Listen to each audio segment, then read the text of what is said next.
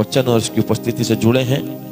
जल्दी से आज की सुबह में हम कौन से अध्याय पर आज मनन कर रहे हैं और कौन सी आयत आज हम लोग देखने के लिए जा रहे हैं। Thank you Jesus. याकूब की पुस्तक उसका पहला अध्याय हम लोग मनन कर रहे हैं। और मैंने आपको बताया कि याकूब की पुस्तक का लिखने वाला याकूब प्रभु यीशु मसीह का भाई, मरियम और यूसुफ का बेटा, जो कि यीशु के 12 चेलों में भी गिना गया, वो इसका राइटर है। और याकूब की पुस्तक हम सबके जीवन में परमेश्वर की उन गुण बातों को प्रकट करती है, परमेश्वर के उन वचनों को प्रकट करती है जिन्हें हम डेली यूज में इस्तेमाल करते हैं और हम चूक जाते हैं उन वचनों को अपने जीवन में पूरा करने से। आज की सुबह भाई मनीष ने बिल्कुल सही बताया। याकूब की पुस्तक पहला अध्याय उसके 5वें पद से आज हम लोग मनन करेंगे। 5, 6 और 7 3 पदों पर हम मनन करने के लिए जा रहे हैं, जैसा कि आप लोगों के सामने भी प्रेजेंट हो रहा होगा। याकूब पहला अध्याय और उसका 5वां पद यहां इस प्रकार से लिखा हुआ है, पर यदि तुम में किसी को बुद्धि की घटी हो। क्या पढ़ो एक बार, वंश क्या लिखा हुआ है? पर यदि तुम में किसी को बुद्धि की कटी हो तो परमेश्वर से मांग ले। बस, तुम में से किसी को बुद्धि की घटी हो, बुद्धि, विजडम, हर एक इंसान चाहता है इसको प्राप्त करना। हर एक इंसान चाहता है, चाहे वो बच्चा हो, बुजुर्ग हो, जवान हो, महिला हो, पुरुष हो, कि मुझे बुद्धि मिले, मैं बुद्धिमान हो जाऊं, मेरे बच्चे बुद्धिमान हो, मेरे बच्चे अच्छी बुद्धि प्राप्त करें। जितनी बुद्धि अच्छी होगी उतनी ही पढ़ाई लिखाई अच्छी होगी, उतना ही फ्यूचर अच्छा होगा, ऐसा मनुष्य का मानना है। लेकिन परमेश्वर का वचन या मुझे और आपको क्या समझा रहा है? आप चाहते हो कि आपको बुद्धि की आवश्यकता है, आप चाहते हो आपको बुद्धि मिले, आप चाहते हो आप ज्ञानवान हो जाओ, आप चाहते हो आप जो पढ़ो वो आप समझो, सीखो, वो आपके दिल दिमाग में बनी रहे। वो सब किसके द्वारा है? बुद्धि के द्वारा। अब जब तक मनुष्य के पास बुद्धि नहीं है तब तक आप कितना भी अच्छा पढ़ लीजिए, सुन लीजिए, समझ लीजिए, वो आपके चित्त में कभी उतर नहीं सकता। जिसके पास बुद्धि की घटी है ना, वो इंसान जब तक बैठा हुआ है तब तक तो बहुत अच्छा है, लेकिन जब वो संगति से बाहर निकलेगा वो वैसे ही सांसारिक तौर से बन जाएगा। लेकिन जिनके पास बुद्धि है और जो बुद्धिमान है, जिनके पास बुद्धि होती है उन्हें बुद्धिमान बोला जाता है, और जिसके पास बुद्धि नहीं होती उसे मूर्ख बोला जाता है। Praise the Lord. लेकिन आज की सुबह में यदि मैं आपसे कहूं कि कौन है जो मूर्ख बनना चाहता है, शायद आप में से सब मना करेंगे, कोई नहीं। और मैं पूछूं यदि कौन बुद्धिमान बनना चाहता है, तो सब कहेंगे यस आई वांट विजडम, मुझे बुद्धि चाहिए, मैं बुद्धिमान बनना चाहता हूं। बहुत सारे माँ बाप इस बात को कहते हैं और अपने प्रेयर रिक्वेस्ट को लेकर आते हैं कि भैया हमारे बच्चे के लिए प्रार्थना करो कि प्रभु उसे बुद्धि दे, बुद्धि दे, बुद्धि दे और बुद्धि दे। तो आज बुद्धि के लिए याकूब पहले अध्याय के 5वें पद में इस प्रकार से बोलता है, पर यदि तुम में से, किसमें से? तुम में से। अब ये तुम में से कौन कौन? जितने लोग इस समय उसके वचन को सुन रहे हैं, याकूब उनके लिए कह रहा है। हालेलुया। यदि आज 20, 25, 30, 40, 50, 100, 150 जितने लोग इस समय आज के सुबह में उसके वचन को सुन रहे हैं, प्रभु उनसे बातें कर रहा है। उनसे कह रहा है कि यदि तुम में से किसी को भी बुद्धि की घटी हो, क्या बुद्धि की घटी? घटी का मतलब है बुद्धि तो है लेकिन प्रॉपर तरीके से नहीं है, समझ तो है लेकिन प्रॉपर तरीके से नहीं है, उसमें कुछ ना कुछ कमी है, कुछ ना कुछ घटी है। जो 100% होनी चाहिए थी शायद वो 50% है, 40% है, 20% है, यानी कि घटी है, घटी। और आज प्रभु आपकी घटी को दूर करने के लिए आपसे बात कर रहा है। याकूब के द्वारा प्रभु आज आपकी घटी को दूर करने के लिए आपसे बात कर रहा है। और केवल घटी बुद्धि की ही नहीं, विश्वास की भी।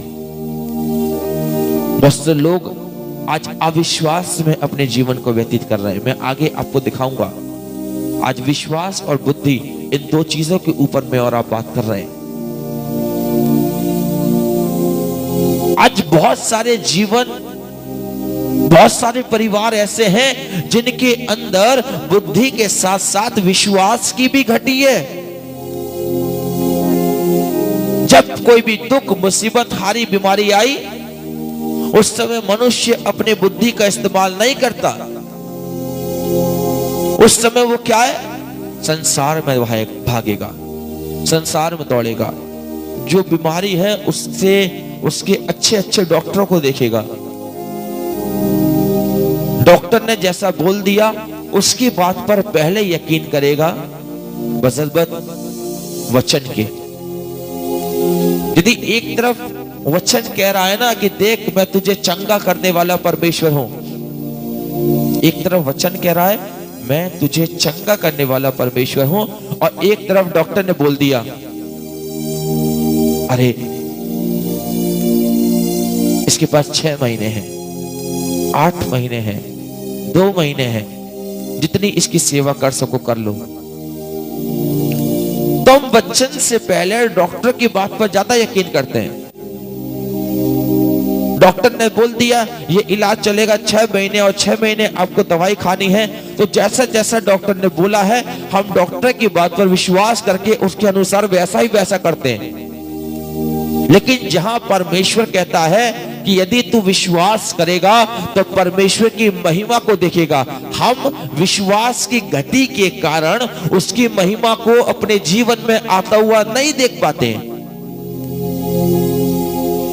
बुद्धि की कमी है इसलिए विश्वास नहीं कर पाते, और विश्वास की कमी है इसलिए हम उसकी महिमा को अपने जीवन में नहीं देख पाते। बोले हालेलुया।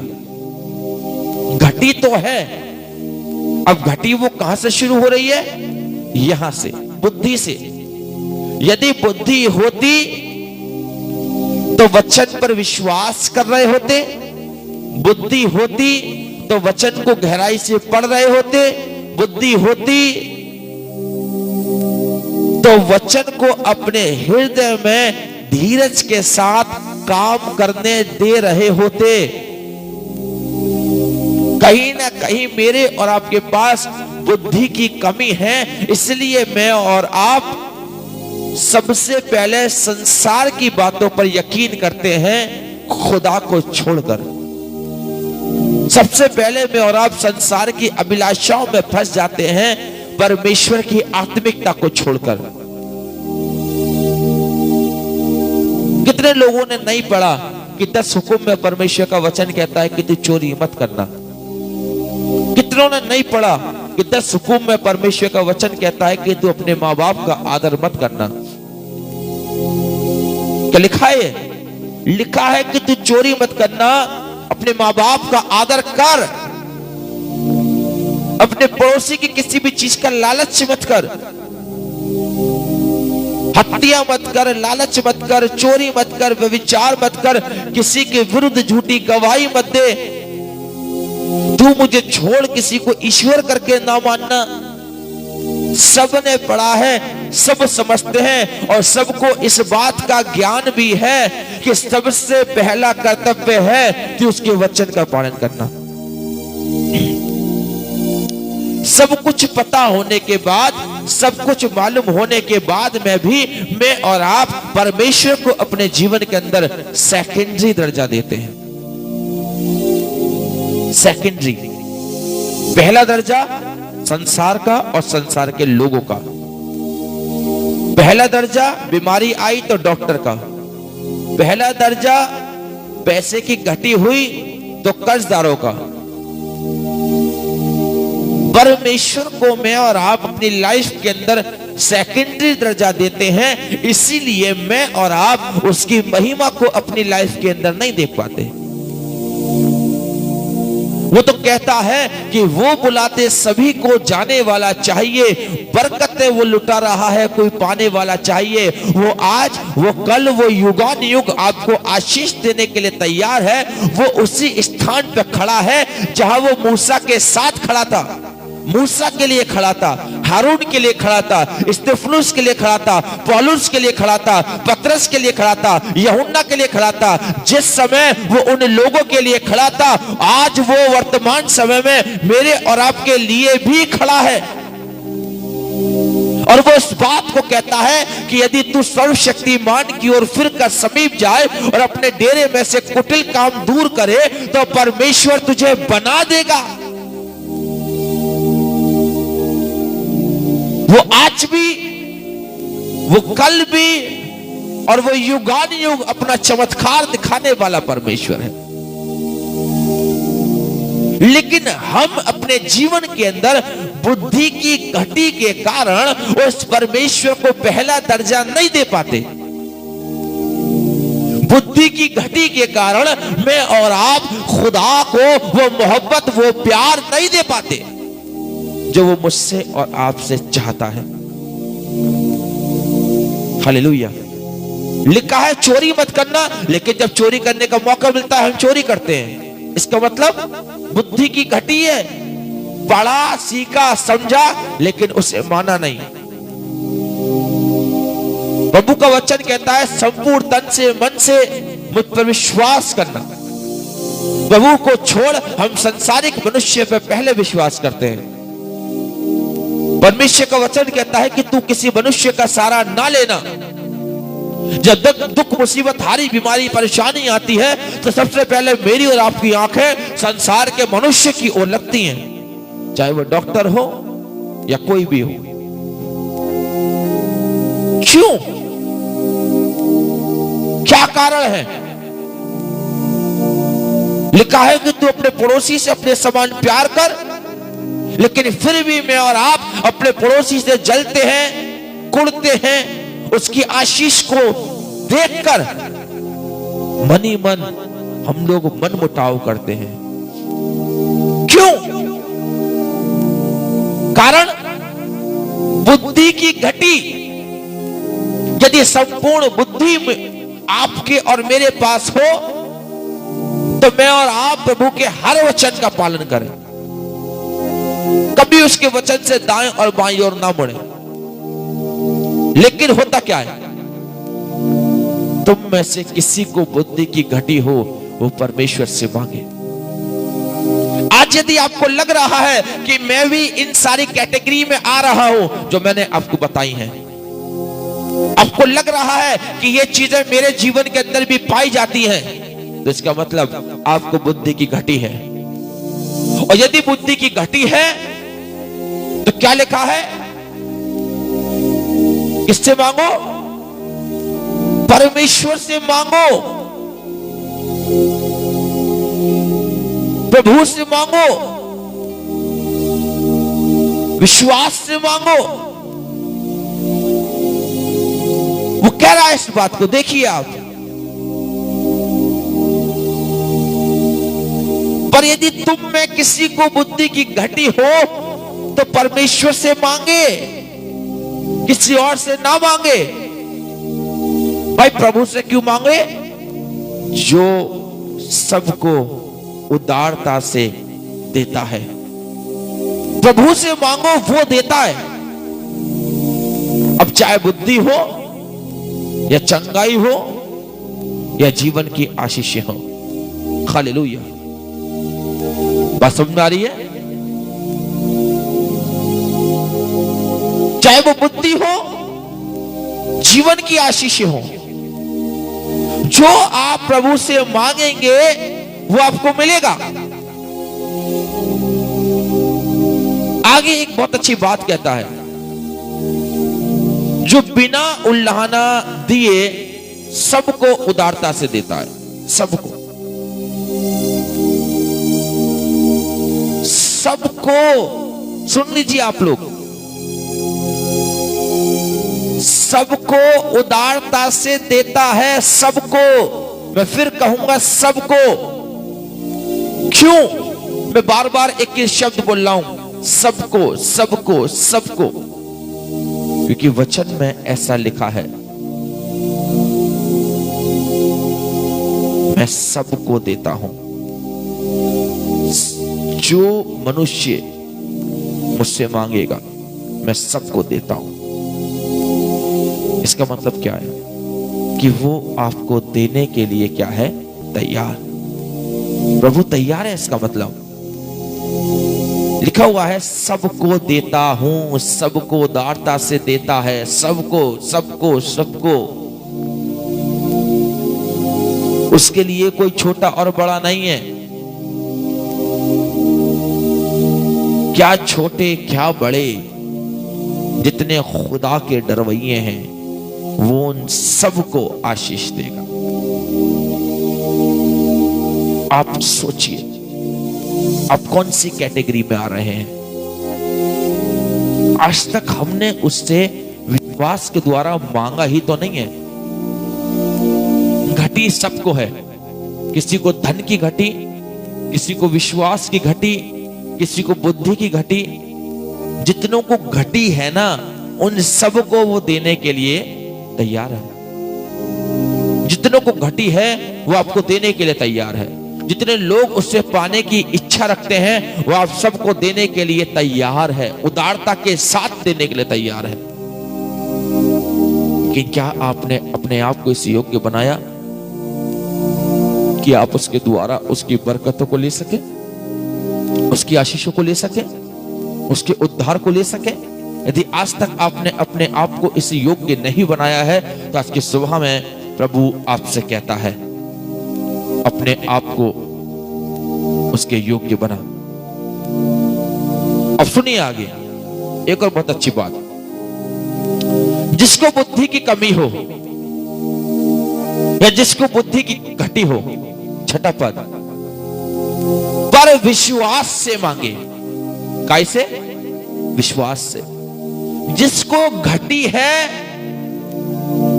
वो विश्वास से मांगे। हालेलुया। अब मैं घटी की बात कर रहा हूं। जिसको घटी है, घटी का मतलब कमी। आपको विश्वास की कमी है, परमेश्वर से मांगे। बुद्धि की घटी है, परमेश्वर से मांगे। चंगाई चाहिए, परमेश्वर से मांगे। उद्धार चाहिए, परमेश्वर से मांगे। इज्जत चाहिए, परमेश्वर से मांगे। गौरव चाहिए, परमेश्वर से मांगे। दया चाहिए, परमेश्वर से मांगे। अनुग्रह चाहिए, परमेश्वर से मांगे। सामर्थ चाहिए, परमेश्वर से मांगिए। लेकिन मांगे कैसे? विश्वास से। कैसे मांगे? विश्वास से। पर विश्वास से मांगे और कुछ संदेह ना करें। क्या? विश्वास से मांगे और कुछ संदेह ना करें। ये हमारे जीवन की घटी है कि जब मांगते हैं ना, विश्वास से नहीं मांगते। और यदि मांगा तो उसके अंदर संदेह करना ये मनुष्य का कर्तव्य है। क्या ये सच है? नहीं, मनुष्य का संपूर्ण कर्तव्य ये है कि जब तू विश्वास से मांगे तो ये विश्वास कर ले कि जो तूने मांगा है वो तुझे मिल गया है। यीशु कहता है कि जब तू विश्वास से मांगे तो इस बात की प्रतीति कर ले, विश्वास कर ले, भरोसा कर ले कि जिस खुदा से तूने मांगा है उसने तुझे दिया है। जिस खुदा से तूने मांगा है उसने तुझे दिया है। विश्वास से मांग और कुछ संदेह ना कर। अब आइए इसके छठे पद को ही और देखते हैं आगे। क्योंकि संदेह करने वाला मनुष्य लहर के समान है जो हवा के साथ चलती बहती है। सातवां पद, ऐसा मनुष्य ये ना समझे कि मुझे प्रभु से कुछ मिलेगा। कौन सा मनुष्य?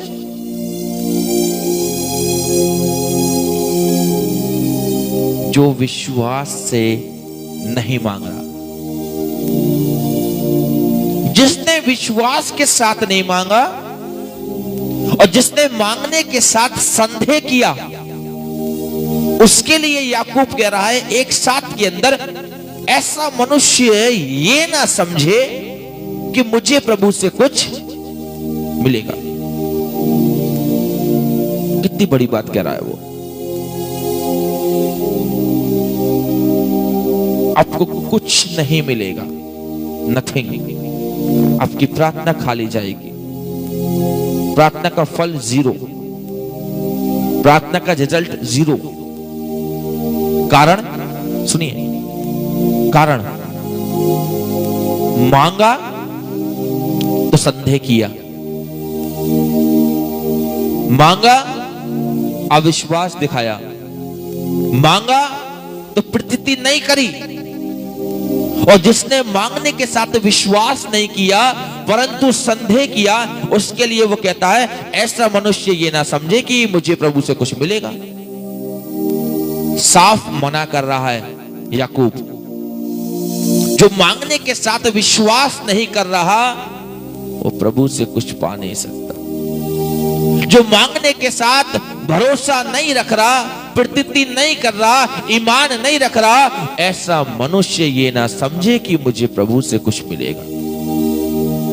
साफ लिखता है वो, साफ बोलता है वो, कोई संदेह नहीं, कोई घुमाने फिराने वाली बात नहीं। साफ कह रहा है ऐसा मनुष्य ये ना समझे, यानी कि डाउटफुल बिल्कुल मत रहिएगा, कंफ्यूज बिल्कुल मत रहिएगा। जो प्रार्थना तो कर रहा है लेकिन विश्वास नहीं कर रहा और विश्वास की घटी उसके जीवन के अंदर है, ऐसा मनुष्य को कुछ भी प्राप्त नहीं होगा। और ऐसा मनुष्य बिल्कुल भी इस बात के धोखे में ना रहे कि मैं प्रभु से कुछ मांगूंगा और प्रभु मुझे कुछ देगा। कुछ नहीं, नथिंग। लेकिन यहां परमेश्वर का वचन मुझे और आपको क्या सिखा रहा है? वो मुझे और आपको ये नहीं सिखा रहा कि मैं और आप संदेह के साथ मांगे, पर वो मुझे और आपको ये सिखा रहा है कि पर विश्वास से मांगे। क्या कह रहा है वो? परमेश्वर से मांगे तो आपको दिया जाएगा और विश्वास से मांगे। हालेलुया। देखिए 5 और 6 आयत को मैंने एक साथ इंक्लूड किया है, जोड़ा है। रेड में लिखा हुआ है 5वीं आयत, परमेश्वर से मांगे उसको दिया जाएगा। लेकिन जब परमेश्वर से मांगे तो किसके साथ मांगे? विश्वास के साथ मांगे। अब जिसने परमेश्वर से मांगा और विश्वास के साथ मांगा, और नीले कलर में लिखा है उसको दिया जाएगा। अब मिलेगा उसी को जो विश्वास से मांग रहा है, पर विश्वास से मांगे। प्रभु आपको देगा, उद्धार करेगा, सब कुछ करेगा, लेकिन without faith you can not see God miracle. बिना विश्वास के आप प्रभु के चमत्कार को नहीं देख सकते। बोले हालेलुया। मांगो, विश्वास से मांगो, आपको निश्चित है दिया जाएगा। क्यों दिया जाएगा?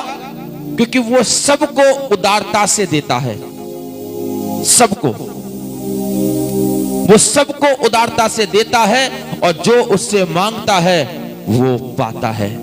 बोले प्रेज़ द लॉर्ड। क्या?